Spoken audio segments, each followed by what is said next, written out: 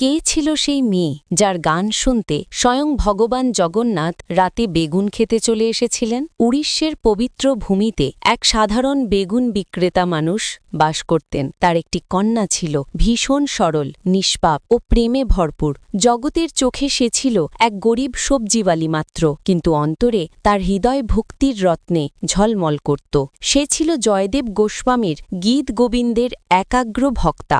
দিনরাত সে সেই গীত গোবিন্দের পদ গুনগুন করে গাইত। তার কণ্ঠে কোনো শাস্ত্রীয় রাগ বা সুরের নিখুঁততা ছিল না, কিন্তু তার সুরে ছিল এক অমল মধুর ভক্তির রস, যা সরাসরি পৌঁছে যেত ভগবান জগন্নাথের হৃদয়ে। সেই ভক্তকন্যা প্রতিদিন মা বাবার সেবা করত, ঘরের সমস্ত কাজ শেষ করত, তারপর ভালোবাসায় ভরে গাইত, জয় দেব, জয় দেব।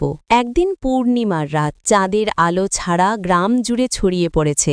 বাবা তাকে ডেকে বললেন, মা, চাঁদনি খুব উজ্জ্বল, বাগানটা এখনো আলোয় ভেসে আছে, যাও কিছু বেগুন তুলে আনো, ভোরে বাজারে নিয়ে যেতে হবে। মেয়েটি ঘুম জড়ানো চোখে উঠল, কিন্তু ঠোঁটে তখনও সেই ভক্তিগীতি। সে গেল বেগুন খেতে, চাঁদের আলোয় গুনগুন করে গান গাইতে গাইতে বেগুন তুলতে লাগল। তার কণ্ঠের প্রতিটি শব্দে ছিল প্রেমের ঝর্ণা, আর সেই প্রেমই টেনে আনল স্বয়ং ভগবান জগন্নাথকে। তিনি তার দ্যুতিময় রূপে উপস্থিত হলেন সেই ক্ষেতে। ভক্তকন্যার পেছনে পেছনে নাচতে লাগলেন যেন এক প্রেমমগ্ন বালক। তার পীতাম্বরের সুতোগুলো বেগুন গাছের কাঁটায় জড়িয়ে গেল, কিন্তু তার কোনো হুঁশ ছিল না। ভক্তি আর প্রেমের মদে দুজনেই মুশগুল হয়ে গেলেন। ভক্ত আর ভগবান একে অপরের প্রেমে হারিয়ে গেলেন। পরের দিন সকালে জগন্নাথ মন্দিরের দ্বার খুললে দেখা গেল ভগবানের নতুন পীতাম্বর ছিঁড়ে গেছে।